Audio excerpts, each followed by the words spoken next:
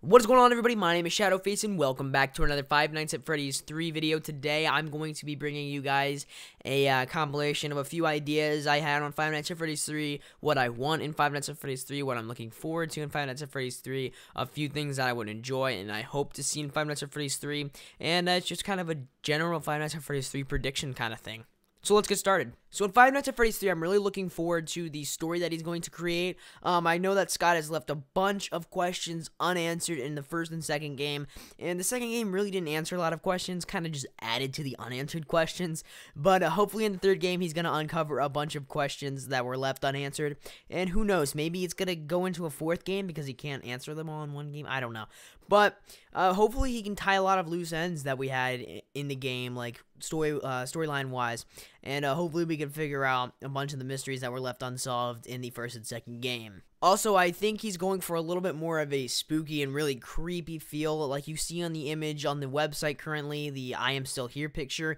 The animatronic looks super creepy, and I would be terrified if that was looking at me, and I know in the second game, the animatronics were a little bit too cute to be scary, and I know that was kind of the whole, like, it went along with the storyline, how it's a pizzeria that was supposed to be kids-friendly, but still, if it's supposed to be a horror game, they should be at least a little scary, and they weren't really. There were the withered ones, and those were pretty creepy, but hopefully Scott does go for this creepy feel, and I think he's going that way with the animatronic designs. Hopefully he makes them really creepy because I want a lot of scares out of this game. In the third game, I want more cutscenes like there were in the second game. When we first started the game, we were introduced to the whole idea where you are in perspective of a Freddy Fazbear animatronic and you turn your head left and right, and in between nights you would get these different little cutscene kind of things, and it would like kind of unreal a little bit of the story.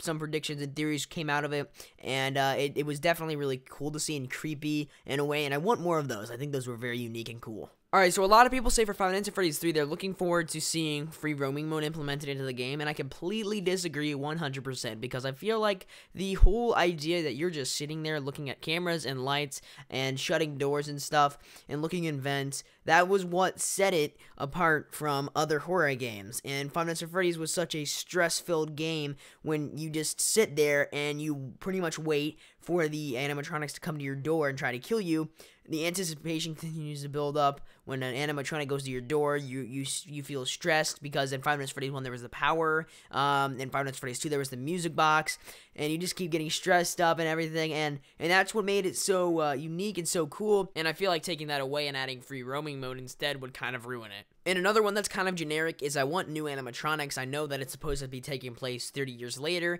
and if there was the original 4 in the first game, which was after the second game where there were more animatronics, then I feel like, you know, it would kind of make sense to have the original 4 and just the original 4. But it is 30 years later. Technology probably has increased and